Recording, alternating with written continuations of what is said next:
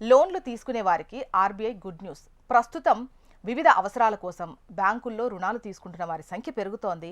Personal loan, vehicle loan, home loan అంటూ వివిధ loans మనం తీసుకుంటున్నాం. వాటిని ఈఎంఐలుగా చెల్లిస్తున్నాం.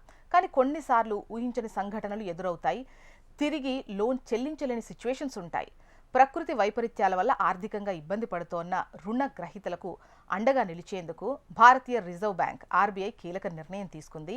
ఈ వరదలు, తుఫాన్లు, భూకంపాలు, కొండ చర్యలు విరిగిపడడం వంటి విపత్కర పరిస్థితులు తలెత్తినప్పుడు ప్రభావిత ప్రాంతాల్లోని రుణ గ్రహీతలకు తక్షణ ఉపశమనం అందించాలని బ్యాంకులను ఆదేశించింది. ఈ మేరకు డిజాస్టర్ రిలీఫ్ చర్యలను పగడ్బందీగా అమలు చేయాలని కొత్త మార్గదర్శకాలు రిలీజ్ చేసింది.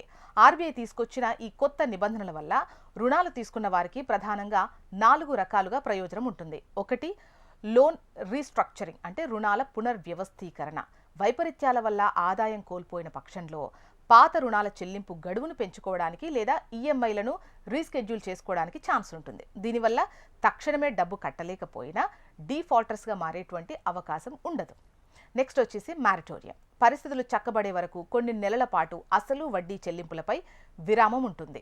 ఈ వెసులుబాటునే మ్యారిటోరియం అంటారు. అంటే మ్యారిటోరియం టైంలో ఈఎంఐలు కట్టక్కర్లేదు, అయితే ఆ తర్వాత చెల్లించాల్సి అయితే ఉంటుంది.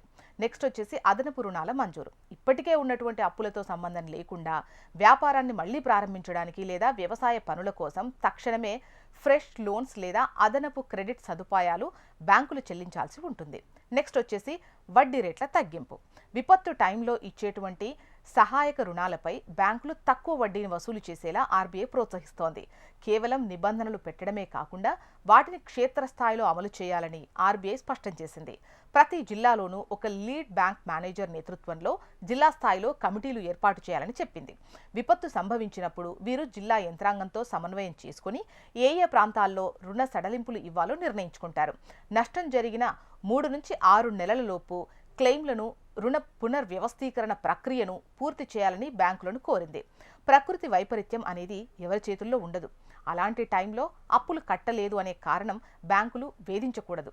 మానవతా దృక్పథంతో వ్యవహరించాలి అని ఆర్బీఐ నిర్ణయం తీసుకుంది. ఇది ముఖ్యంగా చిన్న వ్యాపారులు, రైతులు మరియు గృహ రుణాలు తీసుకున్న మధ్యతరగతి ప్రజలకు కొండంత అండగా ఉంటుంది.